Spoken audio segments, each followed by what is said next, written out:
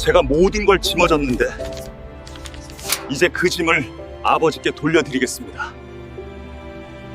건설자재라고요? 이게 건설자재입니까? 1966년 5월 부산 세관 직원들이 포대를 뜯는 순간 모든 것이 드러났습니다. 사카린 원료 55톤, 무려 2259포대가 쏟아져 나왔습니다. 설탕보다 수백 배 달고 암시장에서 황금처럼 거래되던 그것이었습니다. 일제 냉장고, 전기 밥솥, 양병이까지 대한민국 최대 재벌 삼성그룹 계열사 한국비료의 밀수품이었습니다. 이런 상황이 벌어진 데에는 아주 충격적인 이유가 있었습니다. 당시 사카린은 수입이 엄격히 통제된 품목이었습니다. 설탕 자급률이 바닥이던 시절 사카린만 들여오면 떼돈을 벌 수 있었습니다. 삼성은 한국비료 비료공장 건설에 필요한 자재를 들여온다는 명목으로 일본에서 화물을 반입했습니다. 정부가 승인한 수입 면장을 교묘하게 이용한 것입니다. 재벌이 나라를 농락하는구나. 국민들의 분노가 폭발했습니다. 대학생들은 거리로 쏟아져 나왔고 삼성 제품 불매 운동이 전국으로 번졌습니다. 박정희 정부는 수사를 직접 지시했습니다. 재벌 봐주기라는 비난을 의식한 정권은 이번만큼은 철저히 응징하겠다는 의지를 드러냈습니다. 이병철 회장에게 구속영장이 검토되기 시작했습니다. 검찰이 이병철 회장의 구속을 검토하던 그 순간 한 사람이 나섰습니다. 제가 책임지겠습니다. 차남 이창희였습니다. 당시 한국비료 상무였던 그는 밀수의 실무 책임자를 자처하며 아버지 대신 수사선상에 올랐습니다. 1966년 10월 이창희는 특정 범죄 가중처벌배 5법 위반 혐의로 구속됩니다. 징역 3년 6개월, 집행유예 5년을 선고받았습니다. 실형은 면했지만 재벌가 아들이 법정에 선 것만으로도 충격이었습니다. 대가는 더 가혹했습니다. 이병철 회장은 한국비료공업 주식 51%를 국가에 헌납해야 했습니다. 당시 한국비료는 국가 예산에 맞먹는 자산 가치를 가진 핵심 기업이었습니다. 삼성 창업 이래 가장 큰 손실이었습니다. 이창희는 아버지를 위해 총대를 맸다고 생각했습니다. 가문의 명예를 지켰으니 그에 상응하는 보상이 있을 것이라 기대했습니다. 하지만 출소 후 그가 마주한 현실은 달랐습니다. 회사에서의 입지는 오히려 더 좁아졌습니다. 형인 이맹희가 후계자로 공고히 자리 잡고 있었고 자신은 밀수 전과자라는 낙인만 남았습니다. 참고 또 참았습니다. 3년을 버텼습니다. 하지만 1969년 이창희의 분노가 폭발했습니다. 청와대로 익명의 투서가 날라들었습니다. 발신인은 다름 아닌 이창희 본인이었습니다. 투서에는 충격적인 내용이 담겨 있었습니다. 사카린 밀수의 진짜 주범은 아버지 이병철이라는 것, 일본에서 고려청자 등 골동품을 사들이며 외화를 밀반출했다는 것, 탈세 의혹까지 적시되어 있었습니다. 아들이 아버지를 국가 권력에 고발한 것입니다. 청와대는 당혹스러웠습니다. 사안은 심각했지만 자식이 아비를 고발한 폐륜의 형식이 문제였습니다. 결국 투서는 공식 수사로 이어지지 않고 묻혔습니다. 하지만 소문은 이미 삼성 안팎으로 퍼졌습니다. 이 소식을 들은 이병철 회장은 크게 분노했습니다. 이창희는 삼성그룹에서 완전히 축출됩니다. 문제는 여기서 끝나지 않았습니다. 장남 이맹희도 이 투서에 관여했거나 동조했다는 의심을 받기 시작했습니다. 이맹희가 외부에서 삼성과 정부의 관계에 대해 불만을 표출했다는 정황이 포착된 것입니다. 형제 모두가 아버지의 신뢰를 잃어가고 있었습니다.